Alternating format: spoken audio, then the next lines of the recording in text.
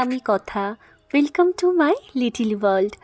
আজকে আমার ভিডিও শুরু হচ্ছে মায়াপুর ভ্রমণের ব্লগ দিয়ে।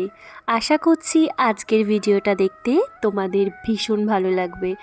2026 সালটা আমার মনে হয় আমার ভীষণ ভালো কাটতে চলেছে, কারণ এটা আমি নিজের মতো করে কাটাতে চলেছি। তাই বছরের শুরুটা করছি রাধাকৃষ্ণের নাম জপ দিয়ে। এখন চলে এসেছি ত্রিবেণী স্টেশনে। ত্রিবেণী স্টেশন থেকে আমাদের মায়াপুর যেতে সময় লাগে টোটাল 4 ঘন্টা আমার বাড়ি থেকে। এখন ট্রেনে করে পৌঁছে গেলাম স্টেশনে।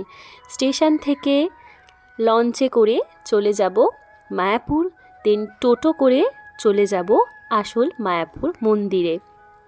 যাত্রাটা একটু সময় সাপেক্ষ হলেও ভালো লাগে। মায়াপুর যেতে ভীষণ ভালো লাগে।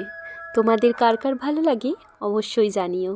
এখানে গঙ্গার হাওয়া খেতে খেতে এখন চলে যাচ্ছি আমাদের ইস্কন মন্দিরের উদ্দেশ্যে। এখানে আমার সাথে ছিল আমার অনেক ভাই বোন, তোমরা দেখতেই পাচ্ছ তাদেরকে। আমরা ভীষণ মজা করতে করতে আনন্দ করতে করতে যাচ্ছিলাম। আর এখানে গঙ্গার হাওয়াটা জাস্ট আলাদা রকমেরই ছিল। এখানে একটা দারুণ মজার ব্যাপার তোমাদেরকে দেখায়। দেখো, এখানে গঙ্গার জলটা দেখে মনে হচ্ছে না এখানে যেন দু রকমের জল আছে, কিন্তু এটা আসলে ব্যাপারটা কি সেটা যদি কেউ জানো অবশ্যই কমেন্ট করো, আর না জানলেও আমি পরে বলে দেব। এখন টোটো করে চলে যাব মায়াপুর মন্দিরের ওখানে। রাস্তার দুধারে অজস্র অনেক সুন্দর সুন্দর মন্দির আছে, যেগুলো আমরা আসার পথে দেখব ভেবেছি। অবশেষে চলে এলাম ইস্কন মন্দিরে, মায়াপুর মন্দিরে।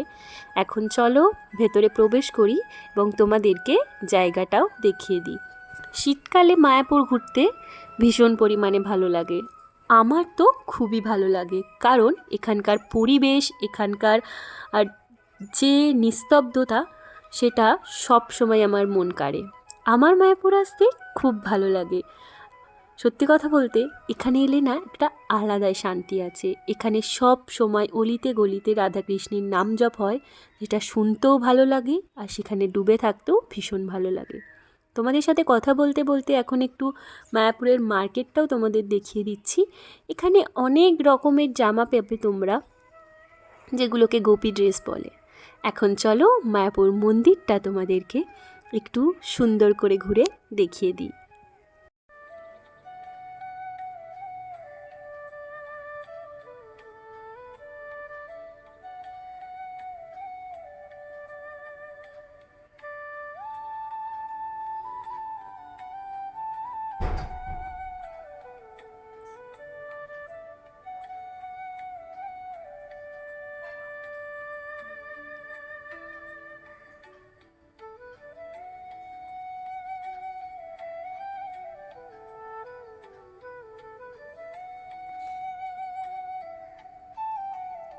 এখানে তোমাদের মন্দিরটা ঘুরিয়ে দেখে নিলাম। এখানে আমি একটু আমার সুন্দর ড্রেসটা নিয়ে ঘুরে নিলাম। তো চলো, এবার আমরা খাওয়ার টিকিট কেটে নিয়েছি। এবার আমরা যাব সুলভ মন্দিরে খেতে।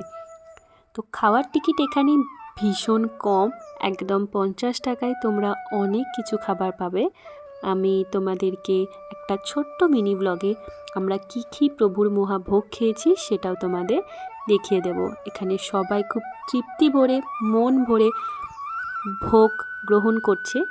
এখন আমাদের ভোগ গ্রহণ করা হয়ে গেছে। আমরা হাঁটতে হাঁটতে এখন চলে যাব গোশালার দিকে। গোশালাতে পৌঁছে গেছি। চলো গোশালাতে দেখে নিই গোমাতারা কি করছে। দেখতেই পাচ্ছ তোমরা, গোমাতারা এখন ওদের খাদ্য গ্রহণ করছে, ওরা সবাই খাবার খাচ্ছে। এটা হচ্ছে সামনের গোশালাটা। গোশালাটা এখন অনেক বড় করেছে। আমরা সেকেন্ড আর একটা জায়গা ছিল সেখানেও চলে গেলাম। আর এখানে যিনি ছিলেন তার কিন্তু শিংটা ছিল না, কিন্তু আকারে ভীষণ বড় ছিল। এরা না কিচ্ছু করে না যতক্ষণ না তুমি ওদেরকে বিরক্ত করতে বাধ্য করছো। দেখো, এখন এখানে সবাইকার ঘোরা হয়ে গেছে। আর এখানে কিন্তু অনেক বড় বড় সিংহলা গোমাতা আমি দেখতে পেয়েছি।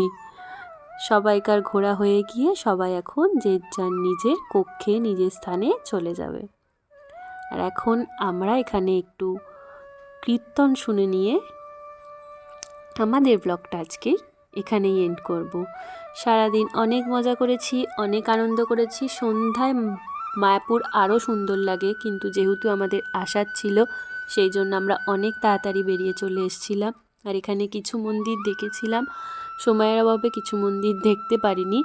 তাই তোমরা যারা আসবে তারা হাতে একদম সময় নিয়ে এসো, পারলে একদিন স্টে করে যেও। দেখা হচ্ছে দ্বিতীয় দিন দ্বিতীয় কোনো নতুন ব্লগে।